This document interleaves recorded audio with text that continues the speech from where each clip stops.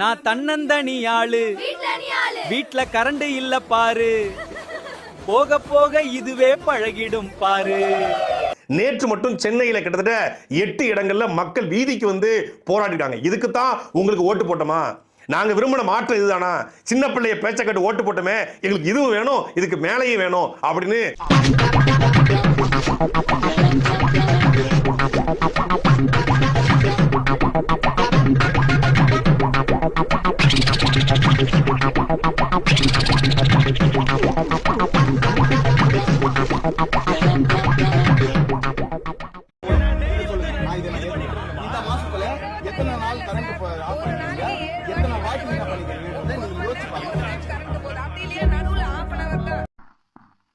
Current எங்க போச்சுன்னு தெரியல. பாதியில வருது, பாதியில போகுது, பாடையில போறது. போட்டு விடுங்கடா கரண்ட. ஒரு மின்சார பெட்டி அதை திறந்து அங்க இருந்து ஒரு பீஸ் கரியல் 3 அடுக்கா இருக்கு, அதை புடுங்குறானுங்க. இப்படி இந்த மாதிரி திருடிட்டு போறதுனால தான் இந்த மின்தடை ஏற்பட்டிருக்கு.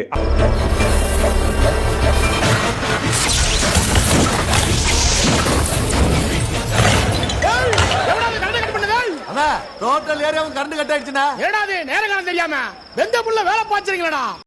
ஒரு மின்சார பெட்டி அதை திறந்து அங்க இருந்து ஒரு பீஸ் கரியல் 3 அடுக்கா இருக்கு, அதை புடுங்குறானுங்க.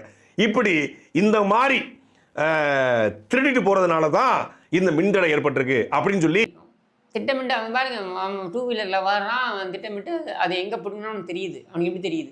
இப்போ ஈபியில் வேலை செய்கிறவங்க நம்ம யாரா எல்லாம் நம்ம ஆளுங்க தான். ஒளிஞ்சிருக்க லட்சணம் அந்த மாதிரி. டேய், ஒரு பெரிய டீம் இறங்கி எல்லா இடங்கள்லையும் நீ புடுங்கடா, இன்னைக்கு நைட்டு முழுக்க எல்லாம் கிடக்கட்டும் அப்படின்னு பண்ணா மட்டும் தான் அது பண்ண முடியும்.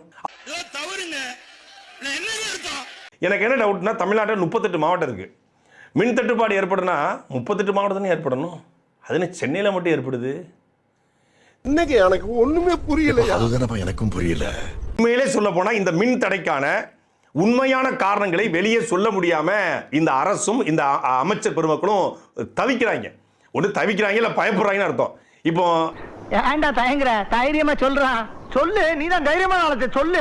இல்ல இவங்களால தான் நடக்குதுங்க, இவர் செந்தில் பாலாஜியோட ஆளுங்க, இதுக்கு பின்னாடி திமுக இருக்குங்க அப்படின்னு வெளிப்படையா சொன்னா அவங்க இன்னும் விளையாடுவாங்க. இப்ப அப்ப தொழிற்சாலைக்கு நடக்காத மின்வெட்டு மக்களுக்கு நடக்குதுன்னா இது முழுக்க தாவேக அரசினுடைய நிர்வாக இயலாமை, கையாளாகாத தன்மை. தற்போது லஞ்ச ஒழிப்புத்துறை இயக்குநராக இருக்கக்கூடிய திரு அருண் IPS அவர்கள் என்னை கொலை செய்ய மும்பையிலிருந்து ஒரு கூலிப்படையை நியமித்துள்ளார். இந்த ஊரில் புரட்சிப்படை ஒன்று உருவாகியுள்ளது. எதற்காக? தங்களை அழிப்பதற்காகவாம். என்னை அழிப்பதற்கு புரட்சிப்படை. 10 லட்ச ரூபா கொடுத்தா சவுக்கு சங்கர் அவரே வெட்டிக்குவாரு. அவரே வெட்டி, அவருக்கு எதுக்கு உளவுத்துறை, அதுக்கு அவருக்கு எதுக்கு கூலிப்படை?